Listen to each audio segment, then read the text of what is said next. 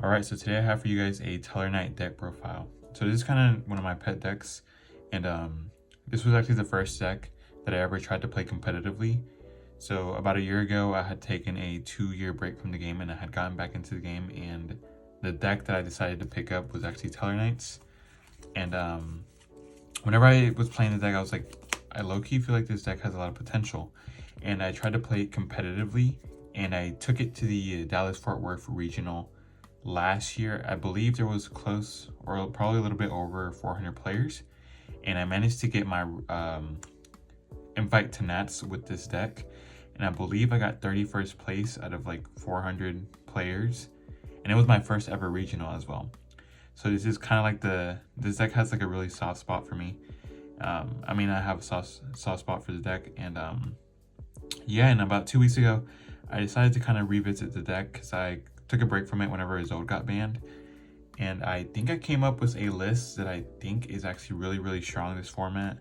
And I've been testing it a lot, testing different ratios, cutting out different cards, and I really like the list right now. And yeah, let's just get right into it. I'm gonna try to explain it to the best of my ability, that way you guys can understand my ratios and my thought process behind the way that I chose to build this deck. So for the names, we have 3 Lyran, 2 Anukulai, 2 Caduceus, 1 Alteran, 1 Altair, 1 Vega, 1 Sirius, and 1 Deneb. And then for more names, we have the 3 Wakaushi with the 2 Bike, the 2 Bricks, and then 3 Small World with the 1 Roto. So this is essentially 1, 2, 3, 4, 5, 6, 7, 8, 9, 10, 11, 12, 13, 14, 15, 16, 17, 18, 19, 20, 21. This is essentially 21 names. I guess I'll start with the one-ofs. So Sirius, this is actually what allows you to play all these one-ofs, because you're able to just recycle them and get their effects again. And it actually justifies playing the Altair at just a one-of, because you can recycle it, and then on the follow-up turn, you're able to banish it off of the Caduceus to help you go for game. Because I feel like a lot of the time you can kind of struggle going for game, because like these two, which are like the 2 best extenders in the deck, lock your attacks. So being able to recycle this one back to banish it off of the Caduceus to just keep spamming bodies on board without locking yourself, I feel like that was definitely justifiable to play the series. And also, this card is extremely good in the grind game, because once you get it engraved, you can just keep recycling your resources every single turn, and you basically just get infinite loop. The Neb at 1, I feel like this is self-explanatory. This card is just not that good, but you still play it as a 1-F because it's extremely good with the super heavy samurai package. Because right now your main banish with this deck is going to be the Neb to just add you something, unless you don't have access to the continuous spell. If you already have access to continuous spell, your main banish is going to be the Neb. If you don't, you're going to banish the Lyran. And one thing I guess you could note that's probably different from my list compared to other lists is that I completely cut out the Sheraton. I feel like this card just conflicted with every single card in your deck, and like the way that this deck is supposed to play. Playing it as a 1-up to banish it off of the Caduceus, it's understandable, but like every single time I saw this card in my hand, I just wanted to like throw it out, because this is hands down the worst card to open, because it loses to the most hand traps. It's only good in very situational hands. And the crazy thing is that if you open Sheraton plus Lyran, you go Chainlink 1 Sheraton, Chainlink 2 Lyran, you still lose to an Imperm or Veiler on this card, which I thought was really insane, the fact that 2 cards lost to 1 Imperm. Another thing is that I see people playing this at 3 with the Twinkle.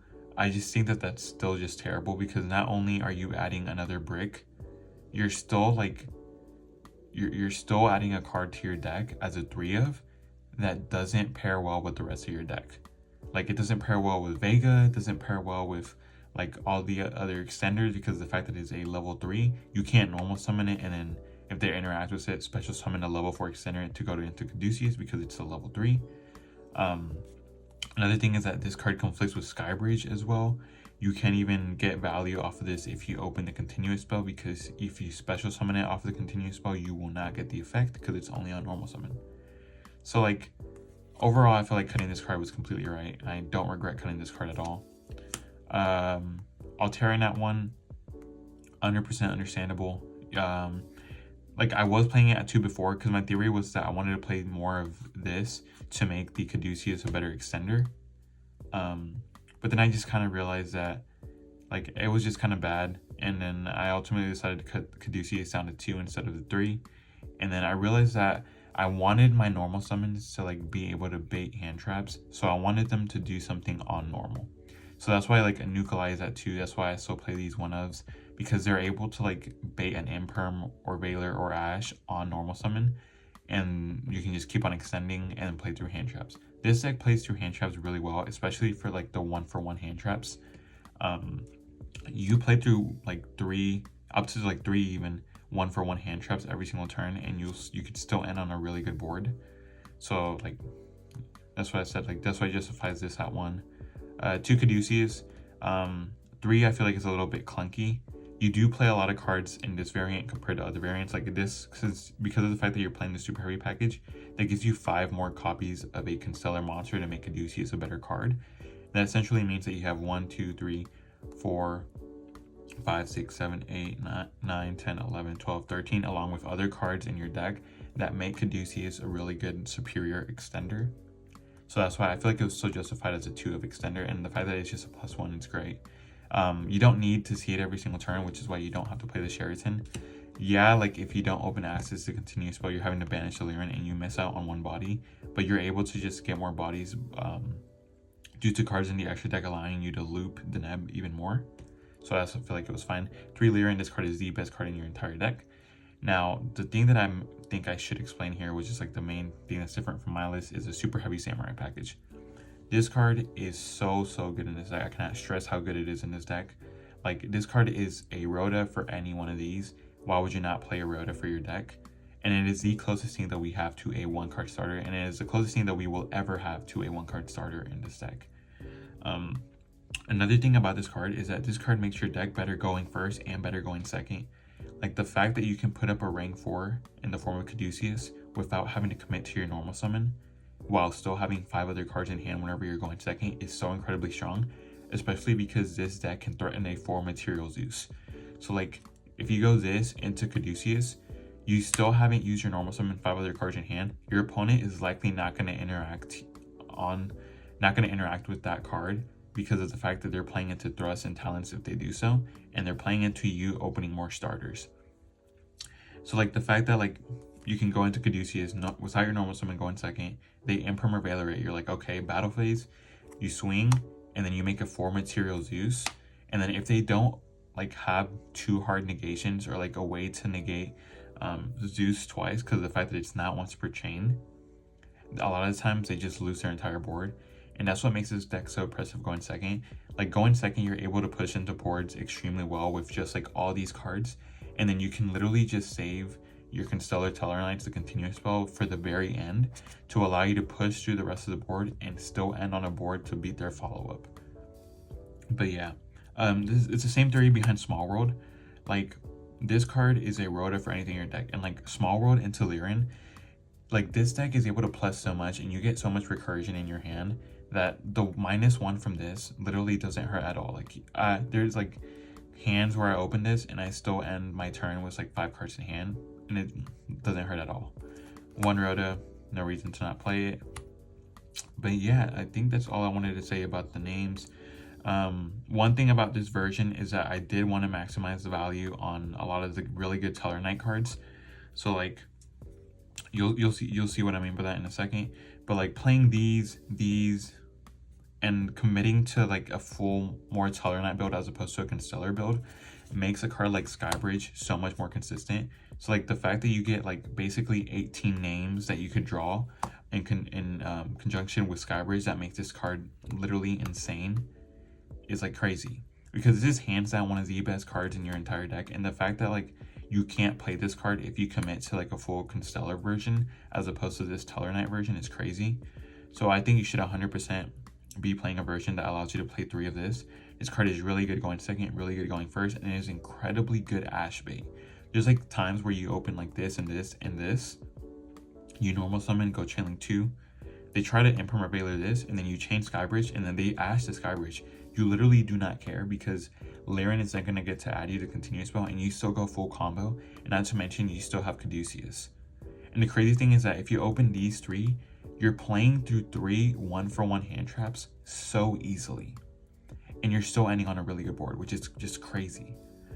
Another thing that I forgot to mention is that the reason why I'm playing a Nuclei at 2, and why like a card like Skybridge is also good at 3, is because getting access to a Nuclei allows you to play under draw, because you can send a continuous spell with a Nuclei and add it back with a Caduceus, and you are still able to go full combo.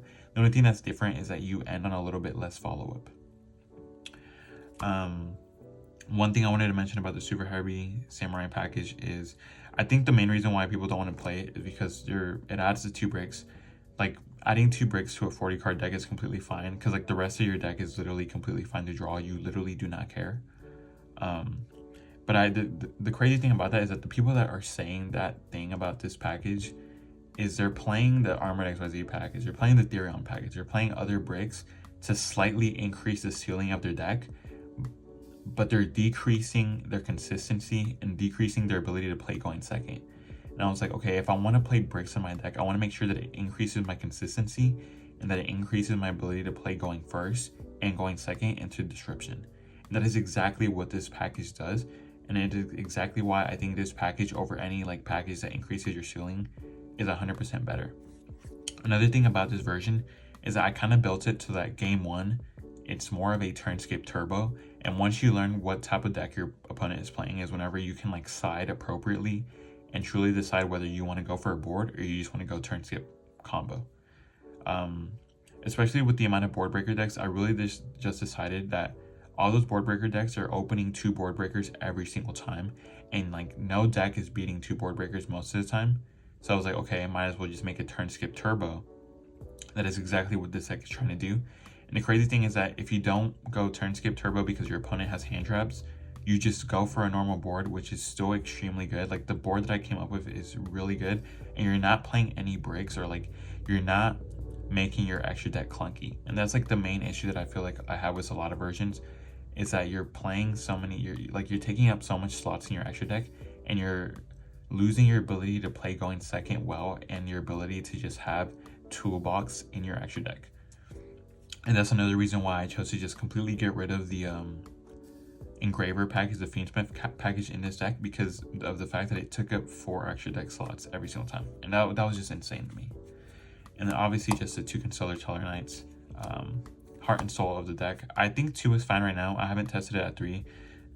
It probably would come up as a 3F, but you can always just bounce it with the Pleiades. But yeah, that's it for the main lineup. Like I said, I kind of wanted to go for a more pure Satellarknight version, and these cards just work in conjunction so good together. Again, maximizing on the value of Skybridge is just insane, going both first and second. Another thing is that against Yugioh, this card cuts them off of 3 interactions on your turn, because if you're able to turn off the Unchained Soul of Rage to link off with your monster, you turn off the link off, you turn off SP Banish, and you turn off SP to tag out. So this card alone can get rid of 3 interactions from your opponent. But yeah, that's it for the main engine part. And then I did still play just 2 extenders. This is mainly for like Small World, and it connects with Ash Blossom, so you can go Ash Blossom in your hand with this into any of the level 4s. Aratama, the theory behind Aratama is just so that if they interrupt, if you just go normal summon a Satellarknight and then they hand trap it, you just use this, go into Caduceus, and just go combo. Before this was the 3rd Anukulai. I'm still testing it out, whether I want the 3rd Anukulai or like the Sakatama a lot more. So far I've been liking the Sakatama, but more testing will definitely need to be done for me to be 100% sure about that. For non-engine, I managed to fit 10 non-engine slots in this deck. This deck just has so much gas. I felt like 10 was just completely fine. Opening 1 to 2 hand traps with like a bunch of gas. Like I said, like this deck is able to bait and play through interruptions so easily. Especially just because of the fact that you can threaten a full material Zeus. Like you can break your opponent's board with like, you can break your opponent's board with something like Anukulai and Lyran, and literally just save discard until the very end. And that's like one thing that's just insane about this deck is that the continuous spell just allows you to steamroll so much and loop the neb so many times that like it doesn't matter how much they interrupt you, as long as you have access to that spell, you're just fine. So for non-engine, we have 3 Ash, 3 Veiler, 3 Droll, 1 Ogre. This slot can be either Nib or Ogre. I'm kind of just testing Ogre to see how I like it right now. Veiler over Imperm because of the super heavy samurais and the small world. Droll, I feel like it's one of the hand traps that has the highest chance to like just completely stop an opponent's turn. This card I feel like is just good into every deck except for Yugioh. And even against Yugioh, like in very specific spots, if they go like Fiendsmith to add Tract and you draw them there, that hurts extremely hard. Ash, the best hand trap, just generic into every single matchup. But yeah, that's it for the main deck. You play a 40 card main deck, you want to max out on consistency. For the extra deck, we are playing 2 Caduceus. 2 definitely comes up, even if you're able to recycle it off of the series. I find myself going through 2 almost every single game that I play. So I highly recommend you to play 2. I don't think you can play this card at 1. Deltaros, Ptolemaeus, self-explanatory, it's part of the end board, part of the combo. Diamond, a lot of people cut this. I can understand why they want to cut it. But like I said, this card is one of the cards that allows you to threaten the 4 Material Zeus. And this card is an auto win against so many other decks. And that's the reason why I like this version of the deck a lot more. It's because you're able to still play a card like Diamond. Like in the other versions, in the Fiendsmith version, you're not able to play Diamond because you just simply cannot fit it in your extra deck.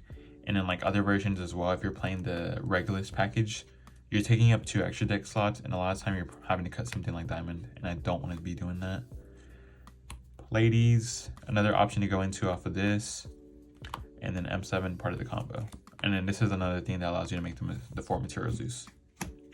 For the other XYZs, we have Dweller, Gaga Gaga, Magician, and then Zeus, MVP, really strong. This card is actually incredibly strong, especially if you do the turn skip. This can actually help you go for game, especially if you lock your attacks with the Alteran, because a lot of time if you're missing like 1 level 4 body, you do have to commit the Alteran. And then being able to go Gaga Magician, reborn literally any one XYZ monster in your graveyard, and the fact that it doesn't even summon it in defense, so you can literally reborn the M7, and this is already 4,700 damage.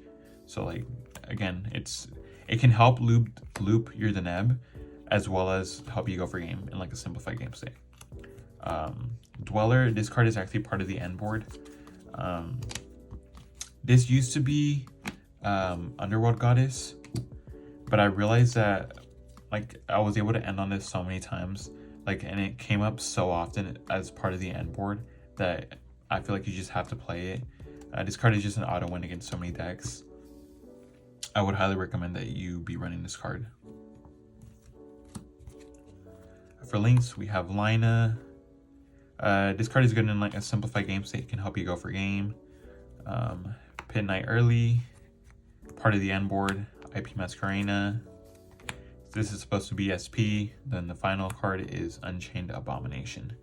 So the reason why I'm playing Unchained is because going second and sometimes even going first, whenever you burn through your SP, you want another target for IP.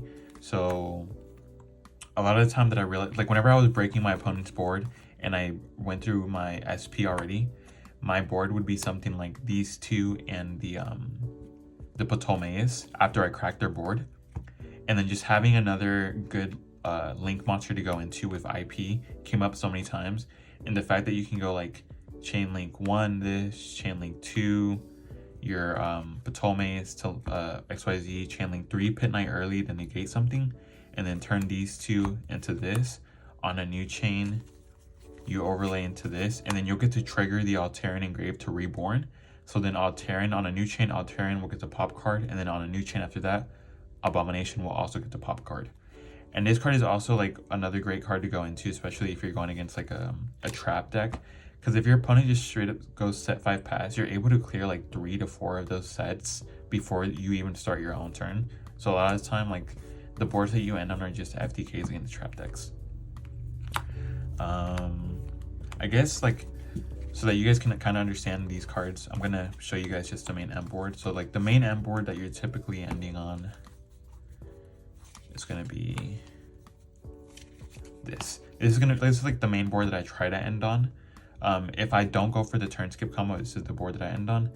And I learned to just like game one, you just don't care about board breakers. Obviously, like you would rather turn skip, but if you aren't able to turn skip, it's completely fine because you still end on a really good board. Like no grave effects, you have so much interaction off of these cards right here. And the reason why I feel like Pit Knight early was good was because you needed another link to help you keep looping the Neb, so that you would get enough bodies in grave so that you could resolve your series and just get literally just a free draw one and a free shuffle back so that you can keep using your resources.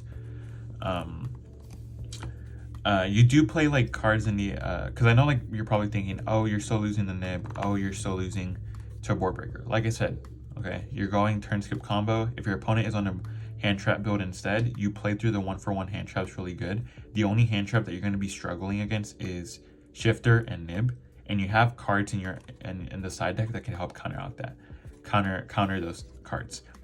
But like I said, you play through the 1-for-1 hand traps incredibly easy, and you play under draw incredibly easy as well. And those are literally the most popular hand traps right now, like Ash, Valor, Imperm. If your opponent opens all three of them, you're playing through them. Same thing with draw. But yeah, that was like my main theory behind the extra deck. And like the thing about my extra deck compared to other extra decks is that you have so much utility, right? You get SP, you get more ways to pop off of Abomination. You have ways to just completely wipe boards to get around like non-destruction effects, to get around non-targeting effects. This card is insane. You have ways to go for game. You have floodgates. You have ways to like still make boards even if they crack through your board and you are not able to go for game. But yeah, that's why I feel like I really like the this version of the deck. It just allowed the extra deck to be really more of a toolbox, which is what I feel like the extra deck should be, instead of just going through literally like 10 cards in your extra deck and not being able to go for game. Because I found that in the Fiendsmith version, yes, you were able to beat Nib every single time, but your extra deck was just so tight and you weren't putting a completely unbreakable board. So if your opponent did actually break your board, it would be extremely hard for you to go for game. But yeah, that's basically it for like the main and extra deck. I guess I'll just kind of show you some options in the side deck. You have Gravediggers with the Rafflesia. So if you're not playing the Regulus package, like I said, I chose not to play it. I think this is great as a side deck option because you are able to just put this up. Like I said, the only hand traps that you're losing to are Nib and Shifter. This completely just checks the Nib. And then you can also play like 3 cross out talents as well. Like I said, literally the only one hand trap that you care about. And like against the board breaker decks, you don't care about those because you're just skipping their turn. But if you aren't able to turn skip, or like they're going for like a hybrid build where they're playing hand traps and board breakers, a card like Artifact Durendo is also completely strong. Because this can just like, once you commit to like monster effects on your opponent's turn, like once you commit to like interacting with them, you just make the Durendo on top of the Ptolemies to like help check their talents and thrust. But yeah, like I feel like siding these 3 in this version of the deck is just completely fine. Like these 3 just check the cards that hurt your deck. Another thing is that, again, you can play stuff like cross out talents. But yeah, that was kind of like my main theory behind the deck. Hopefully all of this makes sense and I didn't talk too fast or like stumble with my words. But if you guys would like a test hand video, I'd be more than happy to do that, or even like taking this deck to locals, because I've been doing a lot of testing in my free time with this deck and it feels extremely good. Like honestly, like this deck just feels really strong. And like the turn skip can really just catch so many people off guard. But yeah, hopefully you guys like this video. Make sure you guys stay tuned. I am working on pure Fire King combos for post Rage of the Abyss whenever the Alchanics comes out. So make sure you guys stay tuned for that. Yeah, that's it for this video.